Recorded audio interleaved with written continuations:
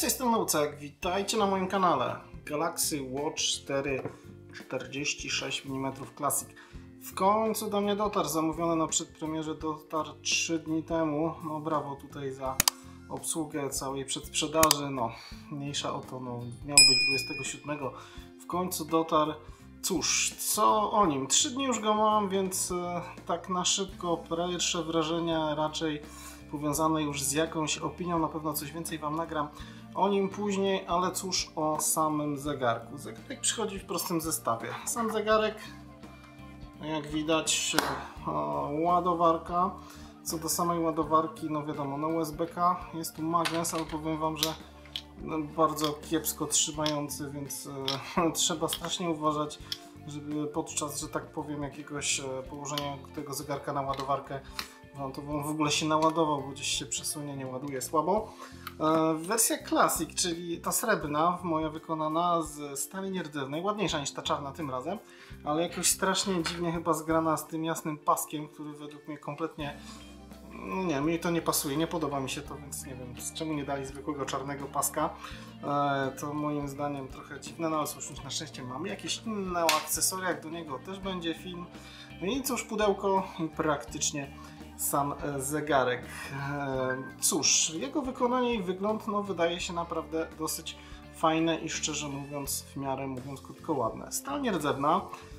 W tej wersji czarnej, czyli tej standardowej, jest tam coś innego, już mniejsza o to, ale rozmawiamy o tym. 2 przyciski, jeden z taką czerwoną obwolutką, drugi jakby, czyli przycisk wstecz, który zawsze robi, i przycisk home powrotu do właśnie otóż do standardowego ekranu. Pierścień, którym możecie sterować tym zegarkiem. Oczywiście też można robić to samo z poziomu przesuwania po ekranie. Co jeżeli chodzi o jeszcze umiejscowienie rzeczy? Mikrofon u góry, całkiem spoko. Przeważnie paski go nie blokują. Od tej strony głośnik. Tutaj no niestety umiejscowienie go bardzo na dole jest naprawdę moim zdaniem kiepskie, bo często mając zegarek na ręce, on jest prawie że przy samej skórze. Wystarczy, że zrobicie jakiś taki minimalny ruch i macie zablokowaną jakąkolwiek komunikację z tego głośnika, więc no, że tak powiem, tak średnio mówiąc krótko, jak już jestem od razu przy tym głośniku, może przejdźmy sobie do samego brzmienia jego. Odpalę Wam coś, zobaczycie sobie mniej więcej, gdzie tu mamy jakąś apkę z muzyką. Czekajcie, gdzie ja jestem? Tu. Będzie to tutaj. Coś chyba jest ten standardowy utwór Samsungowy, więc możecie go posłuchać na pełnej głośności. No, ale to co mówię, starczy dziś delikatnie mieć zgiętą rękę i praktycznie jest wyciszany do zera. Nie brzmi jakoś podle, mówiąc krótko, jakość rozmów przez niego jest w miarę spoko. Ja mam oczywiście wersję LTE, więc jeszcze zegarek może sobie działać niezależnie. Cóż, tu mamy jeszcze czujnik odnośnie ciśnienia atmosferycznego. Od dołu 2 pady służące do różnych pomiarów, czujnik tętna. Od spodu, jak widać, jest tutaj jakieś szkło. Trzeba uważać, bo jak zegarek Wam gdzieś upadnie, no to sądzę, że ta część może sobie się bez problemu, mówiąc krótko, zdezintegrować, czyli pęknąć. Ale samo wykonanie i wygląd naprawdę mi się podoba. Ekran jest troszeczkę niżej osadzony od pierścienia. Pierścień oczywiście chropowaty. Jak miałem Gira Frontiera, to potrafił stukać, ale tu widzę, że temat poprawiony, wygląda to w miarę sprawnie, sensownie. Co odnośnie samej specyfikacji? No moja wersja tak naprawdę LTE, więc zegarek może działać sobie niezależnie, nie potrzeba telefonu, chociaż wiadomo, trzeba go zawsze połączyć i skonfigurować. Z ciekawostek Bluetooth 5.2, oczywiście jest Wi-Fi, GPS, to w standardowych rzeczy czujniki, no to właśnie jest celerometr, czujnik światła, barometr, żyroskop. Możecie zrobić sobie EKG i teoretycznie pomiar masy ciała, ale zrobienie EKG i właśnie przy okazji zmierzenia ciśnienia, bo też można zrobić konfigurując na podstawie jakiegoś innego urządzenia, działa tylko i wyłącznie, jeśli dobrze kojarzę, z telefonami Samsunga, więc jeżeli macie jakikolwiek inny, to będzie problem. Dodatkowo jeszcze też ważna sprawa, tego Watcha w ogóle nie skonfigurujecie z żadnym telefonem Apple'a, ani z żadnym telefonem Huawei'a, czy też to na usługach Google'a, czy też na ich HMS-ie. No niestety, macie Huawei'a, ten zegarek nie jest dla Was, macie Apple'a, tak samo nie jest on dla Was, więc no bez sensu brać go. Co jeszcze ze specyfikacji? Mamy tutaj 1,5 GB pamięci RAM, Exynosa W925 nanometrowy procesor, jest oczywiście głośnik, jak już Wam mówiłem, jest bateria, o której no myślę, że po 3 dniach mogę powiedzieć krótko tyle, że wszelkie jakieś informacje, że ten zegarek będzie działał Wam dłużej niż 1 dzień na baterii, moim zdaniem można między bajki, że tak mówiąc, krótko włożyć.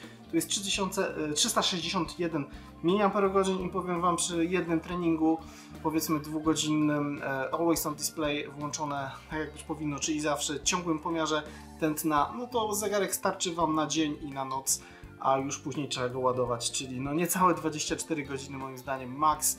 Więc no tutaj bateryjnie jest niestety słabo, no mając jakieś zegarki, ostatnio używałem zegarków Huawei, gdzie naprawdę można było nawet tego Watcha najnowszego trójkę w wersji najwyższej Pro też testuję, jeszcze nie ma o nim filmu, tam co najmniej 3-4 dni do 5 ładowanie przy jakichś moich ostrych treningach, a tutaj no jest 1 dzień, więc tylko i wyłącznie 1 dzień w Samsungu moim zdaniem jest realną wartością, chyba że wyłączycie pomiar tętna ciągły, wyłączycie Always on Display, to może 2-3 dni, raczej pewnie 2 wytrzyma, ale po co coś wyłączać, skoro kupujecie sprzęt, który ma działać i mieć wszystkie funkcje mieć dostępne, no więc cóż, tak to wygląda. Jeszcze specyfikacyjnie, no oczywiście koperta stal nierdzewna, 52 gramy i powiem Wam, że go trochę czuć na ręce, szczerze mówiąc, pod tym względem, że czujecie wagę tego zegarka, więc czuć go na ręce. Troszkę on odstaje od ręki, więc też trzeba się do tego przyzwyczaić i mieć to brane pod uwagę.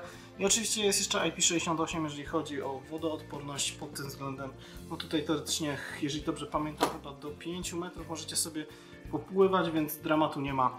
Ale dobra, co dalej w ogóle? Z ciekawostek, jak już jesteśmy w takich kwestiach jakby działania jego, wibracje, powiem Wam, że są dwie opcje, mocna i słabsza i czujecie ją jakby już w kościach, więc naprawdę zegarek porządnie wibruje. Ale dobra.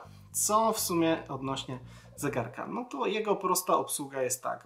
Oczywiście system jest tutaj Wear OS z nakartką YUI od Samsunga. Żeby go połączyć, to wiadomo, trzeba trochę poinstalować na telefonie i to nie jest tak, że czekajcie, bo tu w ogóle musimy wejść, że zainstalujecie tylko same Galaxy Wearable, no nieważne, jedną aplikację do obsługi zegarka, ale musicie też mieć jeszcze Samsung Health'a i jeszcze w ogóle dodatkować sobie Samsung Health Monitor, żeby zrobić sobie EKG lub też zrobić właśnie pomiar ciśnienia. Co jest ważne, wszystkie ustawienia, które macie właśnie z poziomu apki, którą dodajecie sobie ten zegarek, wszystko możecie zrobić albo z poziomu zegarka, albo z poziomu smartfona, więc tak naprawdę wszystko jest to samo, co Wam będę można zrobić za pomocą zegarka, możecie zrobić sobie też w aplikacji. No ale tak, no i na szybkości. Od góry mamy standardowy jakby taki zestaw ikonek, czyli tryb taki senny, nie przeszkadzać, ustawienia, włącz, wyłącz, wiadomo, Always on Display włączone, wyłączone. Tu oczywiście macie jeszcze połączenie teraz po Bluetoothie, tego rozłącza po Bluetoothie mamy, mój działa normalnie z eSIM-em, bo właśnie można sobie go tutaj wrzucić, ja akurat mam wręcz telefon, mam skopiowany numer na komórce i na zegarku mój ten sam, więc idealnie. Tak a propos baterii, dzisiaj ładowałem ją koło godziny 11-12, zostało mi 46%, zrobię sobie może jeszcze jakiś trening na wieczór, pójdę spać i rano będę miał z 20% baterii. To oczywiście śpię z tym zegarkiem, używam tej pełnej opcji mierzenia snu, ale o tym za chwilę, przy okazji też mierzenia natlenowania krwi, chrapania, bo niestety mi się zdarza, więc ale o tym będzie za chwilę. Co tu w ogóle jeszcze mam? Oczywiście może zegarek służyć nam jako latarka, no wiadomo, jak wracamy, o, jakieś powiadomienie. No, jak widać, przychodzą w tym samym momencie, właśnie to jest ważne, ale co do powiadomień zaraz przejdę. Oczywiście jasność, sterowanie sugeruję w automacie, tryb oszczędzania na baterii, tryb kinowy, gdzie możecie sobie włączyć ten zegarek, żeby na przykład jesteście w kinie na godzinę, cisza, spokój, nikt Wam nie przeszkadza, nie zawraca tak zwanej przysłowiowej gitary. Cóż, wyłączenie Wi-Fi. Czekajcie, bo się tutaj przeklikuję. Tu sobie przejdźmy. No i co ja robię? Aha, przy okazji włączyłem właśnie teraz tryb, gdy sobie zegarek pływa pod wodą, wtedy ekran Wam nie działa. Gdy chcecie sobie go wyłączyć, trzeba właśnie przycisnąć na chwilę. Oczyszcza głośnik różnymi sygnałami, żeby woda wyleciała z niego. Powiem Wam, że to działa, bo trenuję, później myję ten zegarek, nie ma z tym problemów, więc wiadomo, zawsze ta woda po jakimś czasie wyjdzie z tego. Tryb samolotowy, można oczywiście połączyć sobie słuchawki, najlepiej budsy. No, lokalizacja NFC, tutaj odnośnie internetu, czyli działania zegarka jako telefon, znajdź mój telefon, opcje. Tutaj mamy czułość dotyku, właśnie w rękawiczkach powinno działać, będzie zima, sprawdzę. No i oczywiście jeszcze mamy sterowanie multimediami, czyli głośność wszelkich dzwonków i tym podobnych rzeczy. To jest pierwsza sprawa. Druga sprawa, macie ekran, czy też przełączanie ekranu za pomocą pierścienia lub też prawo-lewo, gdzie możecie sobie dostosować po prawej stronie różnego rodzaju, nazwijmy to widgety, ikonki, gdzie no, ja mam akurat skonfigurowane rzeczy, które mi się akurat podobają, czyli mój podgląd jakby aktywności dzisiejszej, jak widać, coś tam dzisiaj robiłem z tym zegarkiem. Trochę kalorii spalonych, zjedzonych ostatnie 3 dni, jak mówiłem Wam, 3. dzień z nim jestem, więc no, jak widać, więc taka trochę na szybko, na gorąco informacja, co się dzieje z tym zegarkiem. Możecie sobie skonfigurować widget, gdzie możecie wybrać różnego rodzaju treningi i co do treningów, naprawdę tych aktywności jest masa, ale też jest dziwna, że tak powiem, jakby to nazwać, niekonsekwencja. Na przykład, gdy używacie chodu, macie sobie tam ustawiacie. W każdym oczywiście treningu można określić cel, ekran treningu i to fajne, bo nie było tego w poprzednich, gdzie możecie sobie określić, co ma być wyświetlane na tych ekranach, które sobie przewijacie. Że nie macie tylko jednej dane, możecie zrobić sobie kilka, czyli na przykład tu w kafelkach wyświetlają się czas, dystans, kroki, kalorie. Możecie to zrobić, że tylko kalorie Wam się wyświetlają. Można to sobie dostosować jak się chce. Tego nie pamiętam, żeby było wcześniej, więc to mi się naprawdę fajnie podoba, ale co jest niekonsekwencją, na przykład to jak zegarek mówi. Gdy na przykład sobie chodzę albo biegam, to informuje mnie na przykład, nie wiem, po kilometrze, wszystkie podaje przez głośnik moje informacje, co tam zrobiłem, ile przebiegłem, jaki czas, tętno i tak dalej, w języku angielskim. A jak na przykład sobie odpalam rower stacjonarny, bo lubię sobie poćwiczyć i pooglądać coś na moim rowerze stacjonarnym, mówi po mnie po polsku. Dziwne, pewnie jakieś małe niedopracowanie, ale no cóż, tak to tutaj wygląda. Oczywiście sterowanie muzyką, multimediami. Fajna sprawa, gdyż sobie cokolwiek odpalicie, czy też na zegarku, czy na telefonie, no to możecie sterować głośnością, przewijać sobie bez problemu właśnie za pomocą tego zegarka. Nie wiem, łączę się telefonem po Bluetoothie z głośnikiem zewnętrznym, on mi coś tam nawija, coś tam sobie gra, mogę sobie z tym sterować zegarkiem. Fajna sprawa. Ciśnienie. Pomiar ciśnienia, gdzie trzeba skonfigurować jakimś urządzeniem. Nie jest to jakby zegarek sam siebie jakby nie mierzy, tylko określacie jakąś wartość na podstawie ciśnienia mierza i on później bada, czy coś się zwiększyło, czy zmniejszyło, więc ten pomiar raczej nie brałbym za 100% pomiarem medycznym, ale można zobaczyć, czy Wam się ciśnienie zwiększyło lub też zmniejszyło, więc pod tym względem tak to wygląda. EKG. Za chwilę Wam pokażę, jakieś już będziemy, nie mogę tutaj pokazać, pokażemy to z poziomu telefonu, jak to wygląda. Oczywiście macie to w aplikacji Samsung Health i tak naprawdę zegarek Wam sprawdza, czy tylko nie macie poprawne rytmy zatokowe, czy też nie macie migotanie przedsionków, czy też nie. No i trochę już tych, poczekajcie, gdzie to jesteśmy, tutaj, trochę tych pomiarów zrobiłem. Przeważnie wychodziły dobrze, czasami jest jakiś nierozstrzygający, nie wiem, po treningu coś ostro przyciśniecie, czasami jakieś dziwne zapisy robi, no więc no jest to bardziej raczej poglądowa, że tak powiem, rzecz niż moim zdaniem w pełni można się nią jakąś opierać, no ale coś tu dostajecie, można zerknąć mniej więcej, czy jest ok. Więc wiadomo, nie jest to urządzenie medyczne, tylko bardziej temat do porównań. Tak samo odnośnie ciśnienia tętniczego, no to jak widać, co tam u Łódzka słychać, w miarę jakoś to wyglądało. No, przy mojej lekkiej nadwadze dramatu chyba nie ma. O właśnie, czekajcie, bo się NFC zadziałało, zegarek skumał się z telefonem, dlatego taka informacja była. No przy okazji, idąc w sumie, co to nie ma ludzi, idąc dalej, czy ja coś włączyłem?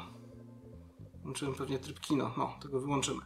Idąc dalej przy tych ekranach, tu oczywiście ja mam jeszcze ustawione, nie będziemy robić pomiaru ciśnienia, oczywiście zakresy tętna, to samo widzicie w aplikacji Health, ale też można sobie tutaj wszędzie wszystko pooglądać, przewijając pierścieniem, czy też po ekranie, co się działo.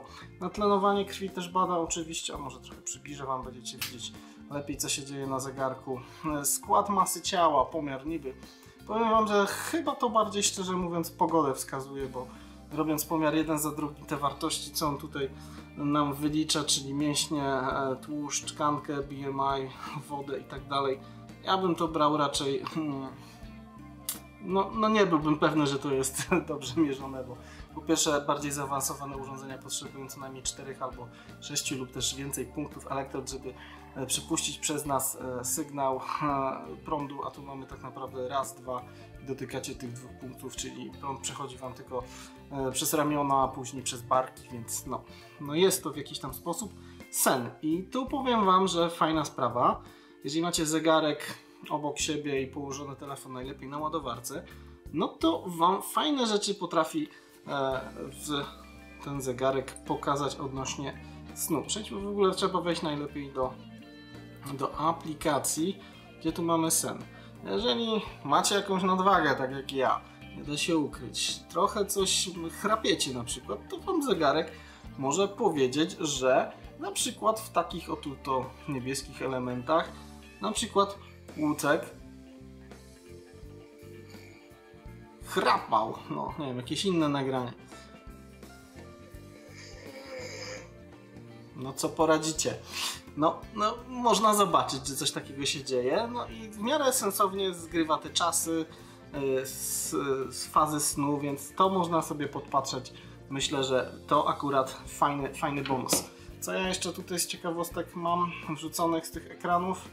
Praktycznie stres, wiadomo, można sobie skróty do telefonów, można sobie połączyć się z badsami, z jakimiś słuchawkami, większą ilością innych rzeczy. I co tych jeszcze, że tak powiem, ekranów, żeby było, co tam możecie wrzucić, to przejdziemy sobie właśnie do, co się nazywa, kafelki, do aplikacji w telefonie, w którym konfigurujecie. Możecie tak dodać jeszcze alarmy, kalendarz, pogodę, jedzenie, czyli co zjecie, kroki osobno, funkcja razem, czyli możecie z kimś sobie ćwiczyć i patrzeć w wyniki kogoś, ale to w ramach S-Health'a, kto korzysta, kojarzy. Wodę, zdrowie kobiet, czyli cykl menstruacyjny, mówiąc krótko. Kalendarzyk, te sprawy, zawsze wiadomo co, kiedy można, kiedy nie, wiecie o co chodzi. No i jeszcze zegar światowy, więc to w temacie kafelków. Następnie, oczywiście zegarek jest jakby wear na Androidzie zegarkowym, więc można tutaj po pierwsze mieć aplikację i sobie je doinstalować. Normalnie mamy oczywiście telefon, też ja mam wersję LTE, ale bez LTE po Bluetoothie też możecie dzwonić. Ostatnio otwarte aplikacje, oczywiście co jakiś czas można to ubić, wiadomo, żeby pamięć była, kontakty, SMS-y, skrót do samego właśnie S-Health'a, żebyście coś więcej widzieli, gdzie macie jakby podgląd, co się tam działo w ciągu dnia. Oczywiście wszędzie mamy też ustawienia, ale sobie ustawienia omówimy później.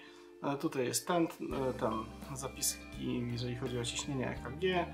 Można sobie coś porobić. Jest sklep Google'a, gdzie można sobie doinstalowywać różnego aplikacje i plus jest taki, że jeżeli jakieś aplikacje macie na telefonie, to automatycznie na Wear OS-ie tutaj zostaną Wam jakby one doinstalowane, więc patrzymy, tutaj już wszystko co miałem w fonie jest wrzucone, ale o tym będzie później, pracujące na Wear OS-ie, czyli jest Spotify, Wear Faces. Tu można sobie doinstalować różne, są polecane rzeczy, ale to też można robić z poziomu muzyki właśnie do ćwiczeń, jakieś ulubione, trzeba to sobie przeklikać, kto tam co będzie potrzebował. Myślę, że ilość aplikacji jest w miarę sensowna. Cóż mamy dalej? Mamy oczywiście kompas, działa.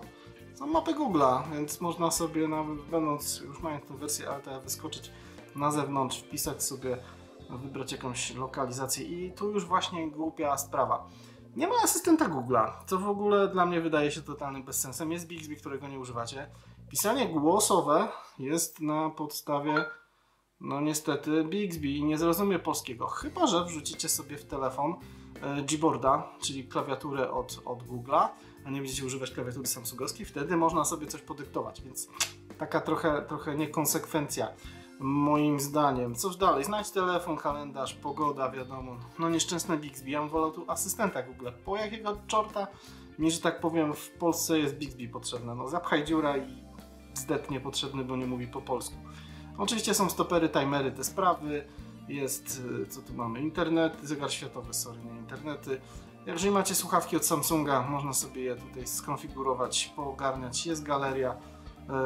Można używać albo samsungowej, albo googlowskiej aplikacji do odtwarzania muzyki, sterowania aparatem, Czekajcie, bo chyba tego nawet jeszcze nie odpaliłem, ale to jest pewnie wyszukiwanie podglądu, czyli no, czekajcie, bo już mi się telefon zaświecił. No, tutaj muszę sobie coś tam Owykoliksa, aplikacja, dobra, coś trzeba zezwolić. Zezwolenie na dostęp. No, i można po prostu tutaj sterować. O, ale fajnie, a jest podgląd nawet. O, to mi się podoba. Jest lekkie opóźnienie, ale można sobie robić za pomocą telefonu zegarka zdjęcia i mieć pogląd, co się dzieje. No to spoko, tego jeszcze nawet widzicie, nie wszystko jeszcze poodpalałem. Reminder, czyli jakieś przypomnienia można sobie powrzucać, też można było z poziomów kafelków, rejestrator, no, dyktafon. Jeszcze nie dyktowany, jak widać. Tu jest temat związany z coś nie wiem, szczerze mówiąc. Może to rozgryźć pewnie. Jest kalkulator wiadomości, ten jakiś Samsung Gold, czyli mniejsza o to, ale jest coś, czego brakowało w poprzednich zegarkach Samsunga. Można płacić w końcu kartami. To jest mały minus, musicie mieć ustawioną blokadę ekranu. Gdyż jeżeli macie skonfigurowaną jakąś kartę, czyli odpłacicie sobie Google Pay'a, no to trzeba mieć blokadę ekranu i wtedy można sobie płacić tym zegarkiem. Trzeba albo odpalić tą apkę, albo ja na przykład mam skonfigurowane, że 2 szybkie kliknięcia i tu mam dostęp do mojej karty. Nie, to teraz włączam PIN-u, że po co macie widzieć jej numer, no ale przystawiacie, płaci, działa. Fajną sprawą jest, że macie SmartThingsy od Samsunga i na przykład ja mam telewizor Samsunga i mogę sobie z poziomu zegarka robić z nim głośniej i przełączać kanały albo go wyciszać. Fajna sprawa. No oczywiście, czekajcie, no, to jest wstecz w zegarku, ale jeżeli macie jakieś inne rzeczy, jakieś żarówki, coś tam pokonfigurowane, czekajcie, wyborcimy ostrość, to też można sobie się tym bawić z poziomu zegarka. Jak dla mnie fajna opcja, jak sobie to instalujecie. No i cóż, Spotify, YouTube Music, tu macie Google Keep, fajna sprawa, jeżeli chodzi o karty wszelkiej maści, 100 kart, taka fajna aplikacja, no i listonik, to z rzeczy, które ja miałem na fonie. Ale oczywiście można też mieć troszkę więcej tych tematów. Dobra, co w ustawieniach w ogóle tego zegarka jeszcze? Film będzie długi, więc wiecie, no sobie przejedziemy po prostu przez całość. Połączenia Bluetooth, Wi-Fi, NFC, alerty, rozłączenia, tryb offline, sieci komórkowe, użycie danych, to można sobie tutaj poprzełączać. Powiadomienia. I to jest też, trzeba najpierw zezwolić, wyciszać nie ma sensu, ale wróćmy sobie do powiadomień i to jest naprawdę świetna sprawa, bo te powiadomienia wyglądają fajnie. Po pierwsze, no widzicie często jakieś nawet zdjęcia przy nich, tutaj czegoś nie dokończyłem na Allegro. Volty, zalecone aktualizacje, ktoś coś na fejsie dał. Przyjdzie Wam mail z Gmaila, możecie sobie na niego normalnie odpowiedzieć. Przyjdzie Wam SMS, też możecie sobie odpisać, to oczywiste, wiadomo. Na Messengerze ktoś Wam coś napisze tak samo, więc powiadomienia, no nie wiem, w poziomu na przykład zegarka Xiaomi Watcha, czy też Huawei'owskich macie tylko taki delikatny podgląd, a tu praktycznie możecie sobie, nie wiem, no jakieś planowane doręczenie przesyłki macie, mogę się połączyć, coś tam. No powiem Wam, że fajnie jest to zorganizowane, że można sobie w cokolwiek kliknąć, możesz pokazać od razu w telefonie. Na niektóre rzeczy nie mam żadnego maila teraz otwartego, ale też można sobie bezpośrednio z tego odpowiedzieć i to mi się naprawdę turbo fajnie podoba. No, pod tym względem czasami nie trzeba w ogóle sięgać do tego smartfona, żeby cokolwiek zrobić. To naprawdę mega super działa. Co jeszcze właśnie z samych ustawień? To już mieliśmy dźwięki i wibracja. No i tu możecie sobie oczywiście wybierać, wibracja podczas dzwonienia i wibracja. Każdy jakby tryb można sobie wybrać, różny sposób tego wibrowania. To wiadomo, poprzełączać no, głośność, wibracje systemowe, wszystko do poustawienia. Jasność automatyczna w jasności to raczej sugeruję, żeby to było, bo myślę, że najlepiej w tym momencie zegarek po pierwsze dobiera tą jasność, jak i również no, on działa. W trybie wyświetlacza coś my jeszcze tutaj mieliśmy, Always on Display, wybudź uniesieniem, to wiadomo i powiem Wam, że ten gest działa fajnie, naprawdę jest dobrze, bezproblemowo moim zdaniem, naprawdę to się sprawdza również. Samsung Health, tutaj też macie możliwości różnych rzeczy robić, czyli pomiar ciągły, jeżeli chodzi o puls. Zjada baterię, ale no, wydaje mi się, że no, lepiej mieć to włączone niż nie. Oczywiście wykrywa automatycznie treningi, jak najbardziej można połączyć z różnymi usługami innymi, telewizory, no spoko. Funkcje zaawansowane, blokada przed wodą, to już Wam mówiłem na początku, tryb kinowy, SOS. Na przykład ja mam skonfigurowane, że jak 3 razy przycisnę ten przycisk, od razu jest wysyłane SMS do wskazanych numerów z moją lokalizacją, info, że coś się ze mną dzieje. Tak samo jeżeli się mocno, nie wiem, przewrócicie nagle, będzie utrata czegoś tam, no to też najpierw na ekranie możecie to zblokować lub też nie, ale też jest alert taki wysyłany, czyli funkcja dla starszych ludzi lub gdyby Wam coś się stało, jak najbardziej. No tak, w temacie baterii, no już Wam powiedziałem, że jest lipa. Teoretycznie pozostało to na 10 godzin, no czyli jeżeli 40% na 10, no mówię, realnie 24 godziny to jest maks, więc tak czy siak albo nad ranem po śnie, albo po prostu wieczorem ładowarka konieczna, pusta bateria, koło 1,5 godziny, może nawet trochę więcej, trzeba czasu na naładowanie tego, zegarek się przy okazji turbo grzeje, więc jak go później założycie na rękę, jest ciepło. Oczywiście ekran można wyciszyć, wygasić w taki otóż to sposób, wybudzić go możecie też za pomocą kliknięcia w ekran, oczywiście aplikacje, no to tutaj uprawnienia, wszystko tematy, tak jakby aktualizacje, no tak jak w Androidzie, można wszystkie tego typu rzeczy sobie porobić, syntezator mowy, no i tu niestety jest, no co poradzimy, teoretycznie jest jakieś ułatwienia, opcje, ale dobra, tu sobie nie będę w to wchodzić, połącz nowym telefonem, resetuj standard, dostępność, to byliśmy tutaj, a nie, no tu są opcje widoczności, ułatwienia słuchania, czyli dla osób no, z ograniczeniami różnymi. Oczywiście tu jest PIN, który trzeba właśnie mieć włączony, żeby działał płatności, to już Wam powiedziałem w temacie prywatności, menadżer uprawnień. Tak jak w Androidzie, zaraz pokażę Wam się tutaj lista aplikacji, no i które mają dostęp do danych rzeczy, więc no, można ograniczać uprawnienia. Temat lokalizacji, ograniczona dokładność włączona. Wiadomo, można ten zegarek pewnie i tak poustawiać, żeby on Wam z 2-3 dni działał na baterii, ale po co kastrować urządzenie, które ma coś działać jakoś sensownie, więc no, ja tego nie rozumiem. Oczywiście tu mamy konto, Google aktualizacja. Aktualizacja oprogramowania po odpaleniu przyszła jedna, na razie nie ma żadnych kolejnych, jestem ciekaw, czy jakieś będą. Mam nadzieję, że tak. Mam nadzieję, że asystent Google się pojawi i w ogóle będzie można korzystać, powiedzieć ok, Google i zegarek ogarnia to, co trzeba, no mam nadzieję. Wskazówki samouczki o zegarku, w skrócie tyle, więc funkcjonalności dość dużo, instalowania aplikacji można sobie poinstalować. Ja mam oczywiście jeszcze właśnie, myślę najważniejsze, tarcze. Przytrzymanie dłużej powoduje, że możecie przerzucić się do różnych tarczy, które są standardowo. Ja te dwie ostatnie mam dograne ze sklepu Google, tak w ogóle trzeba trochę zapłacić. Ale co jest ciekawe, no na przykład weźmy sobie tą, dosyć też dużo używałem i w tarczach często możecie podostosowywać różne tematy. W tej na przykład możecie dostosować, jak mnie pamięć nie myli, kolorystykę, jak widać, dobra. Ale są też jeszcze inne tarcze, nawet i właśnie dostarczone przez Samsunga, których można sobie, czekajcie, to nie, no tutaj zaklikałem się, no ta jest w miarę też fajna, ale mi chodzi o tarczę, na przykład tą, gdzie możemy sobie dostosować, co ma, wejdźmy, kompozycję, czyli co ma się gdzie wyświetlać w danym miejscu, ale to już bardziej z poziomu zegarka, telefonu można robić, ale wiadomo, też jest możliwość, to trzeba sobie już naprawdę turbo coś poprzeklikiwać. Oczywiście te wszystkie powiadomienia, co jest ciekawe, jeżeli wyczyścicie je na telefonie lub też na zegarku, weźmy sobie w moim telefonie, wywalmy to wszystko, czekajcie, gdzie to jest, tu, dajmy wyczyść, ciach, wyczyszczone, pyk, wchodzimy do zegarka, dobra, wejdźmy sobie na główny ekran, a nie, w zegarku jeszcze, bo ja ich nie wyczyściłem, dobra, nie, czyli patrzę w aparat, a nie klikam to, co trzeba, dobra, tu mamy wyczyszczone i od razu puste powiadomienia są w zegarku, więc czy w zegarku wyczyścicie powiadomienie, czy wyczyścicie je z poziomu telefonu, no to tak czy siak w jednym i w drugim wyciszają się, nie ma ich, po prostu giną.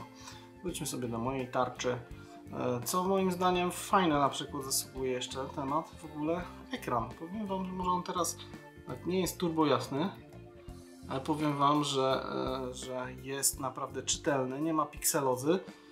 Moim zdaniem ekran to chyba jest dobra i mocna strona tego zegarka, naprawdę mi się to podoba, wypada to naprawdę turbo fajnie i jasno, i w porównaniu do poprzednich watchy, które miałem od Samsunga, no to wydaje mi się, że ten ekran akurat jest chyba najbardziej dopracowany.